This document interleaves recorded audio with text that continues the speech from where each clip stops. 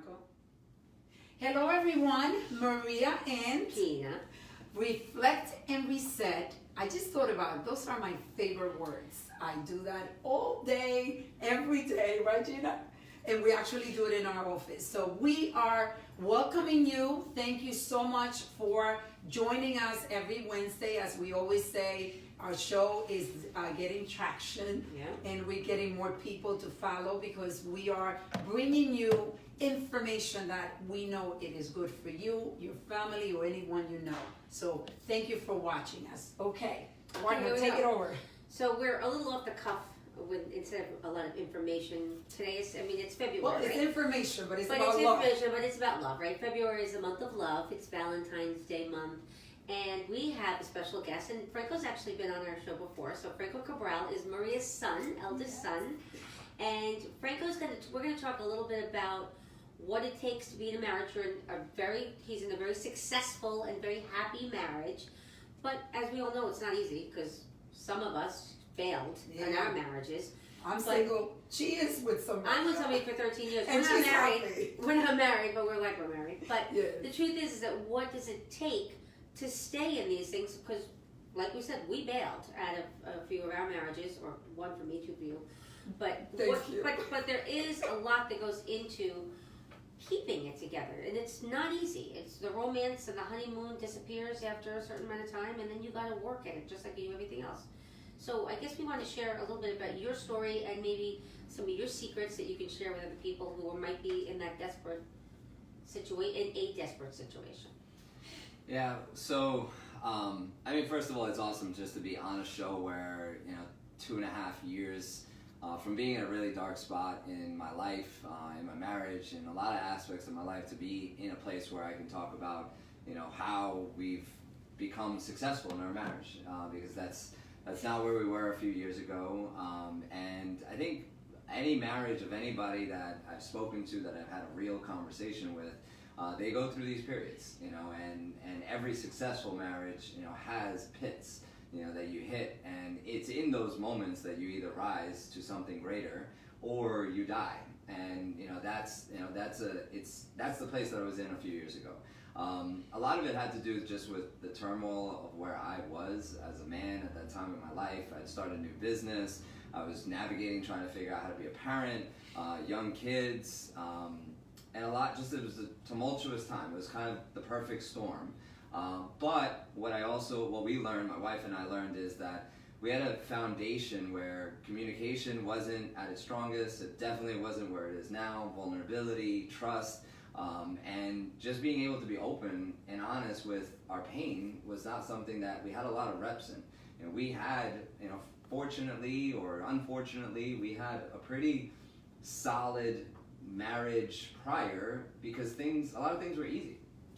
I was making money, my wife was making money, we were financially free, had the nice house, we had the vacations, we had no kids, we didn't have a lot of responsibilities, so things were like pretty smooth sailing, and we hadn't really hit anything that was massive, of us having to learn how to come together through dark times, through difficult times, and we just didn't have experience on it. So myself, I've also, you add to that I have been very successful professionally for most of my entire career. Then you go into starting a new business and the journey that is, and obviously you guys have talked about it a lot. We know that. No. Yeah, it's the hardest thing to do. And it's a lot of stress on you. It brings a lot of tremendous amount of stress. Then you add, young parent, of young kids, and as a man trying to navigate what that is, what that was like for me, not feeling good enough, feeling insignificant, and all of that pain that came with, and then just not having the experience to talk about it with the person that I should share with the most. But that's also the person that I didn't want to seem like I couldn't handle it, like I wasn't enough, and that I didn't want to burden her. So I played the game alone for a long time, and that's a big part of what started to create a drift for us in connection and intimacy, and lots of different things that comes with vulnerability and trust and confidence. And I got to a place where I didn't know how to talk to her out all the pain that I was going through, and I've talked about it on a previous show. I think was that's something in myself. that a lot of men can relate to, I think. But it is a space where many people, that's exactly the space where many people start falling apart, right? Because you don't want to show your wife that you are, like you're vulnerable, that you're hurting, so you're putting a show in a way, so you don't get the support that you need, and then you're drifting apart. So yeah, and because you don't want to feel that, and then I don't want to communicate that, it's got to go somewhere. So we find ways to try and stuff it down. We drink it, some people smoke it, some people do drugs, some people, sedate with work, some people sedate with fitness. We find ways to cope. And I just got to the point where any coping that I was doing was beyond what I couldn't stuff it anymore. And it was starting to come out in ways that I didn't want it to come out. I was disconnected with my kids, disconnected at work. Family, I was not happy, I wasn't enjoying anything. Even the successes that I was having, I wasn't enjoying. And I realized when I was in a very dark space that I didn't have the answers, I didn't know how to figure it out, and I started searching ways to work on myself, to figure it out, because I did have a clear vision, and I had a lot of purpose driven with my kids, and thankfully, they were huge motivators for me. So I knew I didn't have the answers, but I knew I needed to find the answers. And for me, that showed up with Wake Up Warrior, which is a program that I've talked about on the show. But just this journey of starting to work on myself, and I learned a lot of things along the way, but I first had to realize that, I'm not okay. That's the truth. You have to open up, and you have to be able to say, I need help. Because there's so many times when the man thinks like they have to be the one in control. They have to be the one carrying everything. And that's not the case nowadays. But then, It like really Franco is a says, shared they find relationship. ways of sedating. Right. And you said something, like finding yourself, like really digging deeper into your soul, and stop to question and be curious about what is going on in my life. What is it that is not making me happy? What am I doing that is giving me the results that I'm getting? And that curiosity, I find that I think it's hard for people to stop and actually start looking at within, not making excuses of what the environment is, and becoming the victim, because you can become your own victim, right?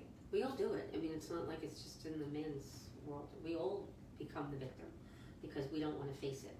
But you do have that podcast now, right? The Man in the Mirror. Yeah, so the podcast, ironically, that I did this week it talks about the concept of focusing on what we want versus what we need. And so often, whether it's in a relationship or business, we focus on the lack of or the scarcity of. So within my business, there's not enough money, or versus the abundance. And it's difficult when you're in a place of not having the resources that you want, to be able to focus on something different. But if you can't focus on something that you want, like within my relationship, it wasn't like my focus was get through this. If it's get through this, the best shot we have is maybe getting through this, or maybe not. But if my focus or my target, if you will, is on having a marriage that's on fire, then I have to also get through this to get to a marriage that's on fire. And that really worked for me in all aspects of my life.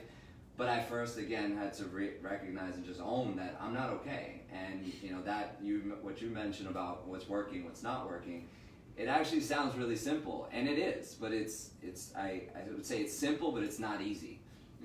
Is just taking inventory of where are you in your life. In any, and it could be relationships, but just being honest. And this is something I talk about a lot on the podcast. Is just being real with where I'm at today. Like the facts that existed for me in my marriage were not working for me, and it wasn't working for my wife. But we had to be able to say, this is not working for me. I'm not speaking to my wife about the hard things. I'm not leaning into her. I'm playing the game alone. I don't have the connection, the intimacy that I desire for a marriage that's on fire. Maybe we're getting by, but I had to realign with what do I want. And my kids were the biggest part of that. My kids set the stage. They actually were the biggest catalyst, and I've talked about this, and you've talked about this, is I want my kids to be proud of dad as dad, for them, dad as the husband. I'm the example of what my son should aspire to be and set the best example. So when I started to think about all those things is, well, am I proud of how I'm showing up as a father? Am I proud of how I'm showing up as a husband, as a leader within my business, as a man? And then I started to journal. I did a lot of journaling, a lot of writing down. And when you just sit down with the facts, the fruit, as I say it a lot in my podcast, like if you envision your life as a tree, there's fruit on it. There's fruit that you can grab, and you can't grab the fruit that's not there. So if you envisioned your marriage as a tree, you might have no fruits to grab, but you created that fruit. And likewise, my wife created that fruit, or lack thereof. But for me, it had to start first with me, because one of the things that I've learned, for all the men listening to this, the number one trait, if you take anything from this, one of the most powerful things that I've learned is the number one trait that every single woman, I don't care what kind of woman, alpha woman, somebody who's in business, not in business, every single woman is looking for safety and security. It's the number one attribute that you can provide. When I learned that, I realized, well, my wife's not triggered about whether I can succeed in business. My wife's just looking for safety and security. So that doesn't mean that, there's not going to be some bumps along the road. I had a lot of stories as to what that was, and I felt like she was attacking me, or she didn't think I was good enough, and a lot of that work really starts internally. My wife has done amazing things for her. There's, women's program she's a part of, and she's on fire. But she said something to me, I don't know if she said it or I took it as that, but basically, she wasn't willing to go through her pain until she saw that I was committed and worth going through her pain. And it's, that's real talk, and that's painful to hear. But the reality is she was watching to see how I was going to show up consistently. When I showed up consistently and committedly, and she saw that this version of me wasn't going anywhere, then she opened up herself to pain and going through her own parts. Because there's two parts that create a relationship.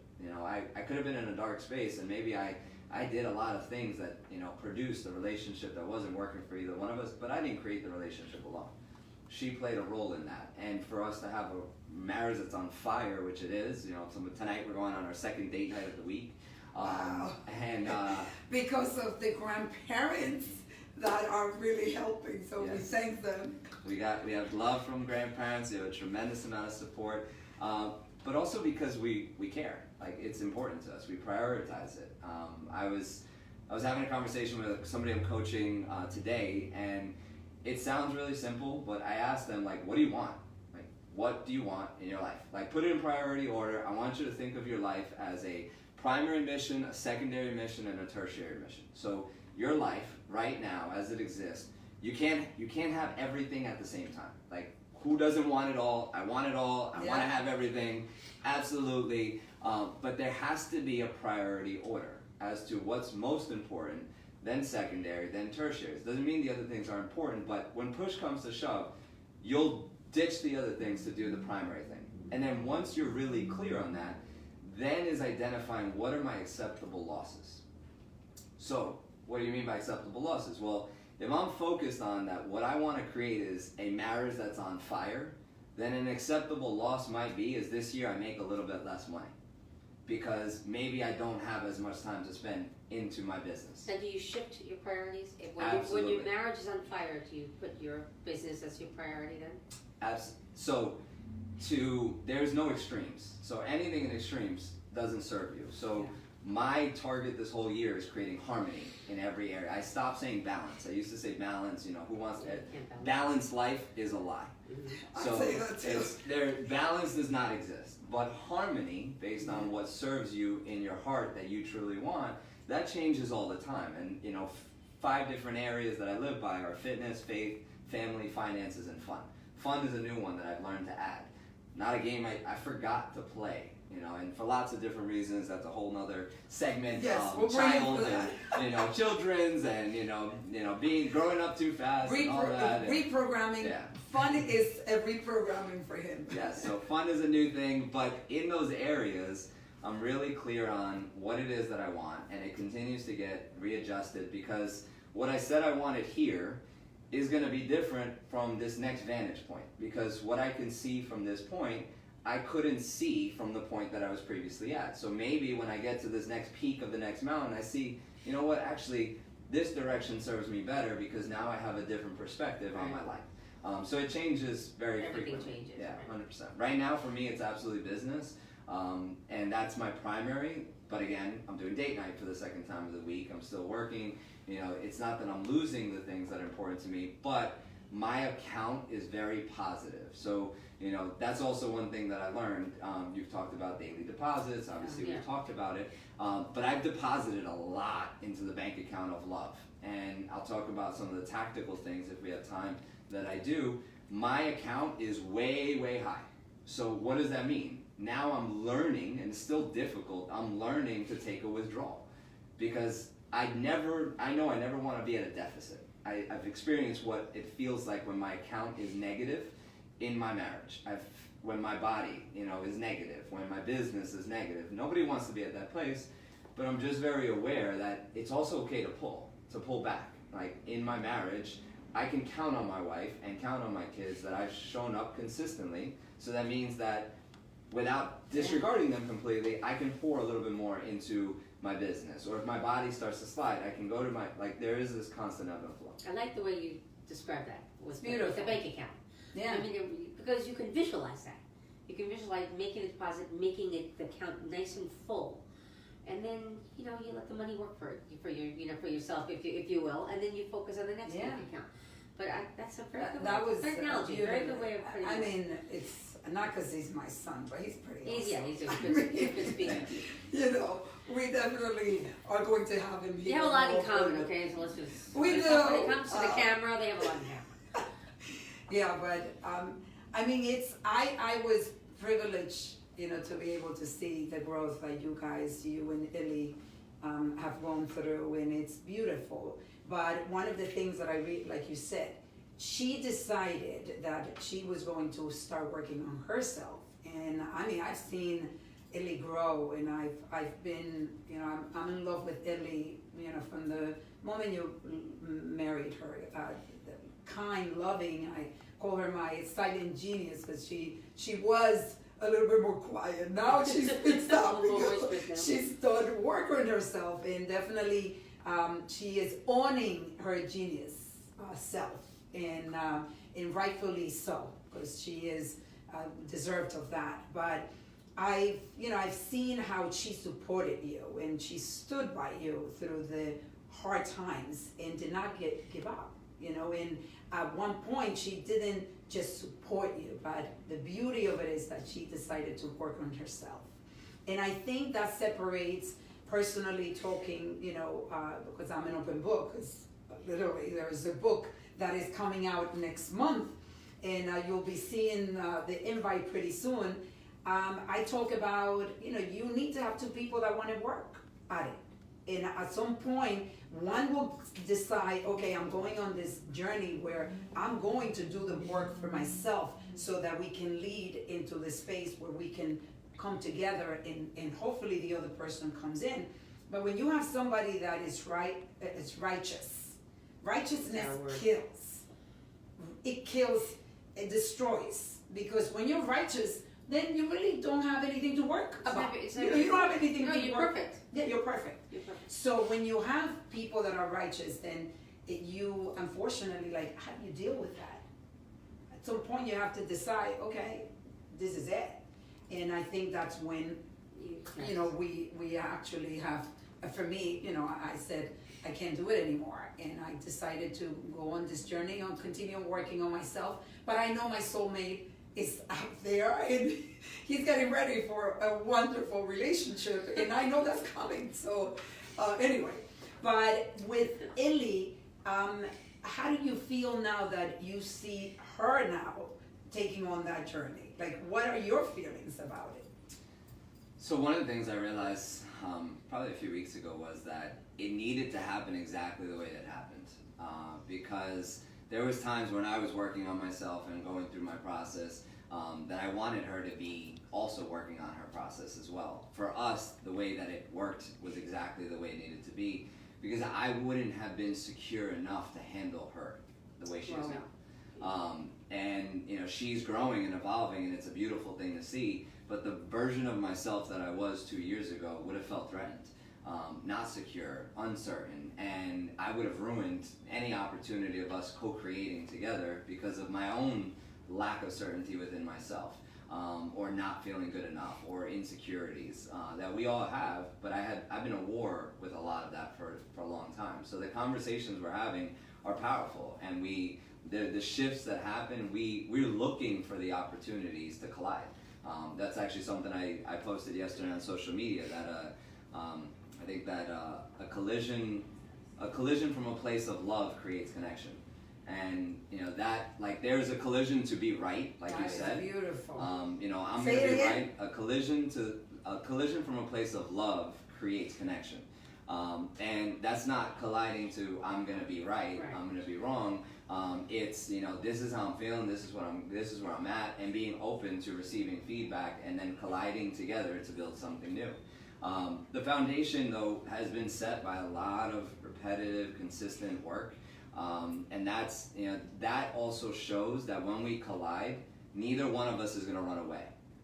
So for me, like, I made a commitment, and it's very simple. It's anybody can do it. It takes me 60 seconds a day, but I have made a commitment that no matter what, every single day I send my wife a message of love, appreciation, or honor every single day. Now, those are on the days where I'm upset with her. Those are on the days where we're fighting. Those are on the days when I'm tired. Those are on the days when it's been a long day, when I'm traveling. Every day, like something as simple as that. That's a daily deposit that's put in the bank that has a compounding effect. We've also made a commitment. We go on a date night every week. Like last week, our babysitter canceled 5 hours, 6 hours before, and she was sick. Again, nothing outside our control. And I said to my wife, and she was on the same page, we are going to have a date night at home. And we're going to put our phones away. We're going to be intentional. And the intention was really what made it. It wasn't, like, oh, we're just going to talk. We put our phones away. I went to the wine store. I picked up a bottle of wine. I cleaned up the house. My wife got the kids ready. We had dinner. We had candles lit. All the electronics were off. And it was an hour and a half of just intentionally being on a date. We didn't make the excuse that, oh, well, something came up, which is so easy to do. We have 2 young kids, business, my wife's a professional, she works. It's a busy life that we have, but we protect that space. For me, that came with realizing that I come first. So not my wife, not my kids, and this was a huge shift for me. Lots of work to be done on this, because I always wanted to think of everybody else, put everybody else first, what everybody else, and especially my kids and my wife, but first I come. Then the shift is my marriage is before my kids. And that sounds crazy to say, because the love of a kid is, there's nothing that's more special than the way that I love my kids. But my kids, if I've done an excellent job, they will fly and they will leave me. And at a certain point, that's exactly what I want them to do. But my marriage is supposed to be forever. So that is the relationship that should be coming first. And then I gotta show my kids that. My kids know daddy and mommy are going on date night. Oh, where are you guys going? Like, my kid, it's not a surprise, it's not a question. So then their expectation of this is just what mommy and daddy do. This year we're taking 4 trips solo. Every single quarter we're going on a solo trip, no kids, and a trip with our family, and that's part of my targets for this year. But there's simple things that can be done if they're done consistently and they're non-negotiables. Like, that's not an acceptable loss.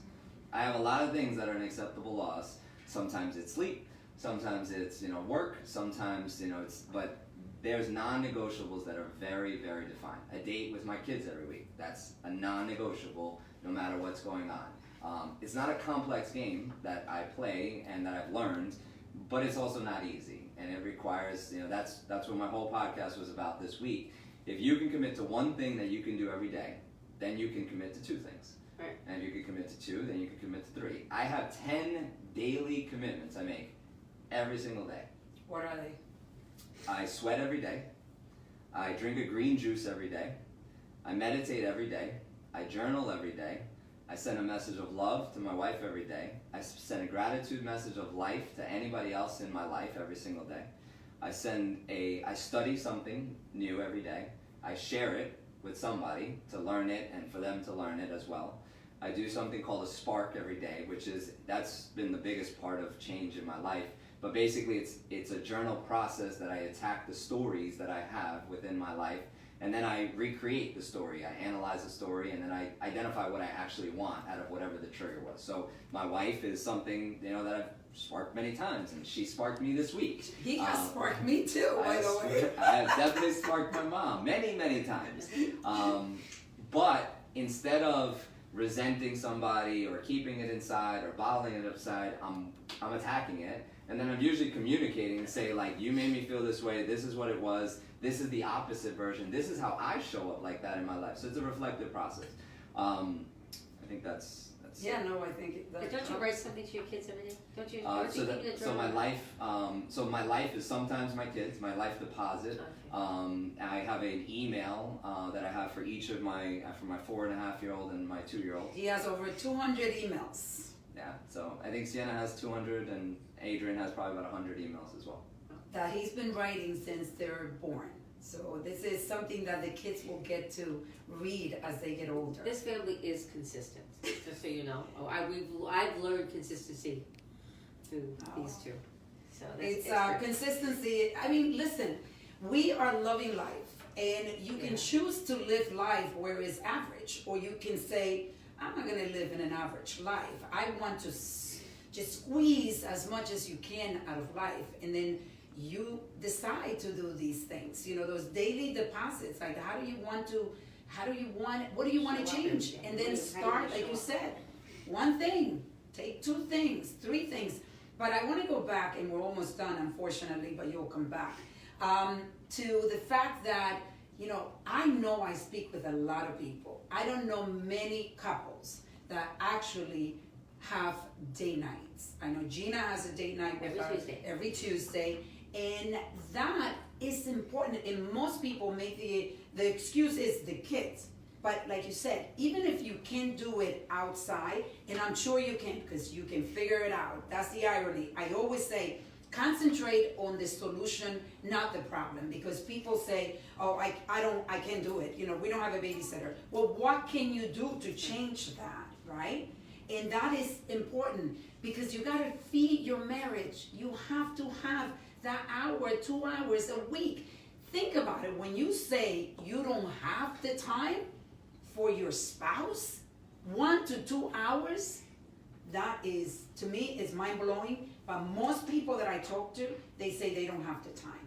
Well, you're never going to have the time. You're not going to find the time. Nobody's going to give you the time. You're either going to choose to create the time or not. Because if you don't have the time for your marriage, but your boss or your business or your client tells you have to stay 2 hours later to finish that deal or whatever, that contract or something you're working on, you do it because you have to. Right. But the mindset is, I have to go on a date night because I said that's what I'm going to do. And if you change your mindset around date night, like for all the people, anybody listening, you can't afford a babysitter. You know, maybe you're listening to this and you're like, there's just no way that I can afford a babysitter or going on a date. Let me ask you a question. If you were to get a divorce or get papers given to you for a divorce, that's going to cost you an attorney. That's going to cost you half of everything that you have. And child support. And imagine, I think, yeah, and you're going to figure out how to afford that. So can you really afford not to invest in your marriage with a babysitter, a date? It can be something simple. It's really more the intentions. We had a date at home, but we made it as special as we possibly could by turning off all electronics, having a candle, having an intentional date where we are present, no distractions, I want to be with you. That's all it says. And that is constantly fueling a marriage. The irony, and the last thing, I know we're running late, but it's also okay to recognize that maybe you forgot how to date. Like, it's been a long time. You know, I've been married for 11 years. However long you've been married, maybe you forgot how to date. But if you can put yourself in the frame that if you got divorced and you were to go out there and start dating, what would you do to date somebody else? And when was the last time you did that for your husband or your wife? So if you went on a date, would you show up with your hair cut? Would you get dressed? Would you look the part? Would you get a flower? Would you send a message? Like, a date is not just that 1 hour. Right. There's a seduction process. You know, you send them a message, hey, I can't wait to see you later. You have the date. Maybe you bring something. Afterwards, the next day, you write a message on the mirror, say, I had such a great time with you last night. That compounds the effect of a date into something so much more. I'm going on a date with Franco today. Sorry, Franco. Sorry, I can go on for a while. I don't want us to finish without you talking about your podcast. So can you let everybody know how they can follow you? Yeah, so one of my missions is to spread light that I've learned. And, I was in a very dark space, as I said, and somebody was able to hand me a flashlight. So my podcast is basically about that. You might not have the money to invest in yourself yet, or just not sure where to turn to. I have a podcast where weekly I talk about basically the challenges, the struggles of life between being a father, a husband, an entrepreneur, and learning how to turn some light on for yourself. It's called The Honest Liar Podcast. You can find it at thehonestliarpodcast.com, on Spotify, YouTube, iTunes, a bunch of different channels, and on social media you can find me as the man in the mirror, constantly talking about different themes around exactly what we're talking about. Amazing. What a great show, and it was perfect for Valentine's. We probably share some light with some of you. That is the idea, and keep sharing the light, so make sure you listen to his podcast. Thank you so much, and make sure that you like us. Bye. See you next week.